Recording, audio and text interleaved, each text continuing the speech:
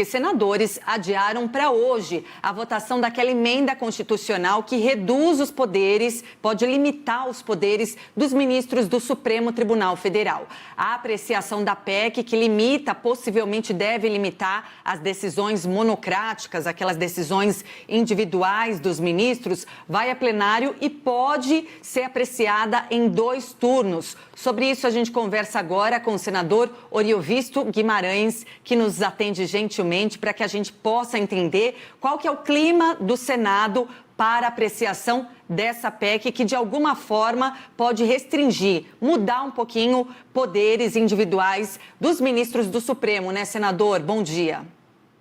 Bom dia, Regina, bom dia, Patrícia. É um prazer estar aqui com vocês. Olha, realmente a PEC, ela é bastante simples e o que é que ela visa? Ela visa reequilibrar os poderes que são a base da democracia, o executivo, o legislativo e o judiciário. Hoje existe um desequilíbrio. Qual é o desequilíbrio? Hoje você tem uma situação assim, todos os 513 deputados votam uma lei. Os 81 senadores também votam essa lei e ela é aprovada. E depois ela é sancionada pelo presidente da República. Então a lei começa a valer. Aí vem alguém e diz que essa lei é inconstitucional e provoca o Supremo. Então, um único ministro, um homem sozinho, diz, de fato, essa lei é inconstitucional e a lei deixa de ter validade. Isso é terrível, porque você tem um homem, apenas um homem, podendo mais do que todo o Congresso Nacional, junto com o presidente da República. Então, há um desequilíbrio entre os poderes. E nós queremos equilibrar esses poderes. Ou seja, o que é que nós pretendemos? Que o Supremo Tribunal Federal tenha, sim, o poder de dizer que a lei é inconstitucional. A gente não quer tirar esse poder do Supremo. Ele continua com esse poder.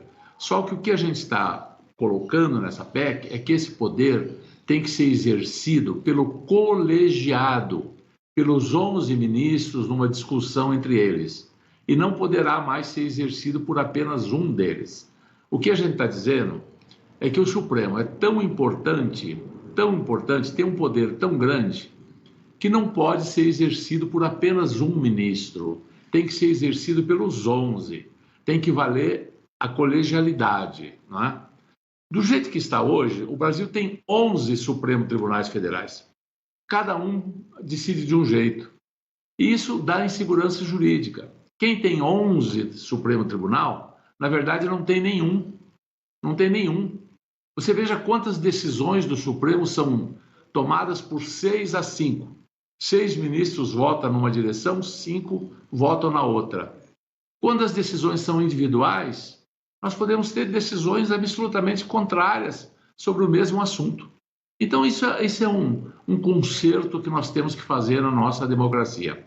Certo, senador. E em relação aos pedidos de vista, como que ficaria o limite com a aprovação dessa PEC?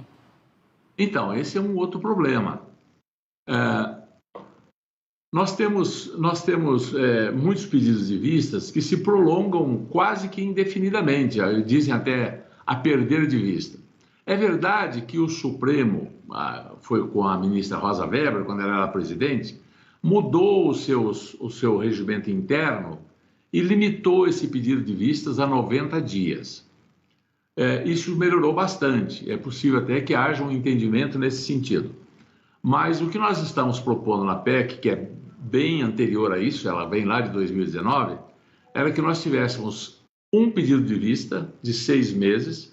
Hoje esse pedido é eletrônico, então se o ministro pede, pode ficar disponível para todos, então seria um pedido de vista coletivo. E se houver divergência nos pareceres entre os ministros, teríamos mais 90 dias. Ou seja, nós teríamos ainda a possibilidade de ter 9 meses de prazo, mas um prazo definido para que as coisas aconteçam, não é? Isso está sendo objeto de negociação entre os senadores e é provável que a gente acabe não trabalhando tanto com essa questão do pedido de vista, considerando que o regimento do Supremo já está tratando disso.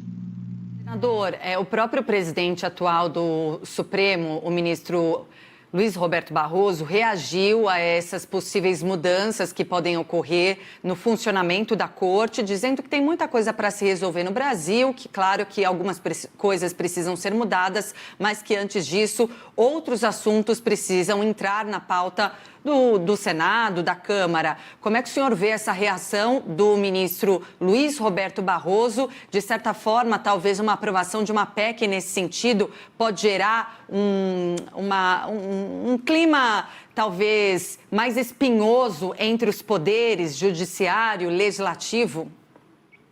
Não, eu não acredito que haja nada de espinhoso.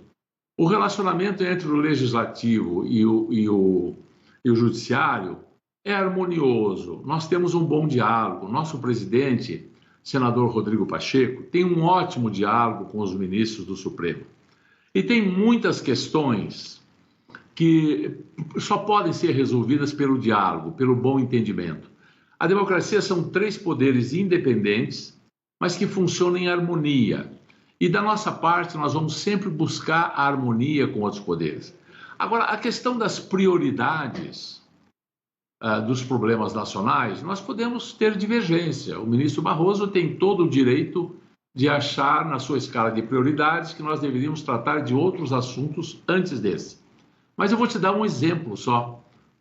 O porquê eu acho tão importante tratar desse assunto e agora. Veja, você se lembra da lei das estatais? Foi uma lei aprovada por todo o Congresso Nacional, homologada pelo presidente da República. E o que dizia essa lei? Ela proibia o executivo de nomear para a diretoria das estatais, para a Petrobras, para, enfim, todas as estatais, políticos profissionais, não é? Dirigentes partidários e assim por diante. E essa lei foi aplaudida pelo Brasil inteiro, porque ela moralizou, porque foram essas nomeações de políticos para estatais que criaram grandes problemas como o Petrolão, Mensalão, etc. Bom, essa lei estava vigindo já há 6 anos. Aí o ministro Lewandowski, que já se aposentou, um mês antes de aposentar, deu uma decisão monocrática, ou seja, decisão de um homem só, decisão monocrática, liminar, suspendendo a lei das estatais.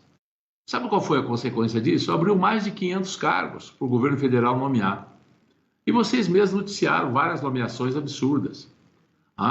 Então, isso é problemático e é urgente. Eu considero prioritário colocar um fim nesse tipo de coisa.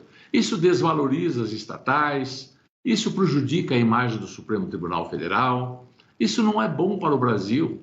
Então, é um ajuste que vem a favor do Supremo Tribunal, não é contra, não é disputa. Eu duvido que, se fosse tomada essa decisão pelo colegiado, pelos 11, que essa lei tivesse sido suspensa. Não seria, eu tenho certeza que não seria. Então, eu acho, sim, prioritário fazer esse ajuste. Certo, senador. E pegando esse gancho, na sua avaliação, qual seria a principal restrição para as decisões individuais? Olha, as restrições são basicamente no que diz respeito ao controle de constitucionalidade. Ou seja, para declarar que uma lei aprovada pelo Congresso, tudo direitinho, seja inconstitucional ou suspender a validade dela, isso não poderá mais ser feito por um único ministro. Terá que ser feito pelo colegiado. Esse é o ponto central de toda essa PEC. O resto são detalhes que giram em torno disso. Atos do presidente do Congresso, atos do presidente da República poderão ser contestados pelo Supremo, mas pelo colegiado e não por um ministro só. Essa é a alma da PEC. Muito bem, isso deve ir à votação hoje mesmo, senador? O senhor imagina que, de fato, porque ontem houve um adiamento, né? Havia uma expectativa de votação ontem, é uma PEC que precisa de 2 turnos e tem, inclusive, o apoio da oposição do governo. O senhor prevê votação para hoje sobre esse assunto e será que vota logo na sequência os 2 turnos?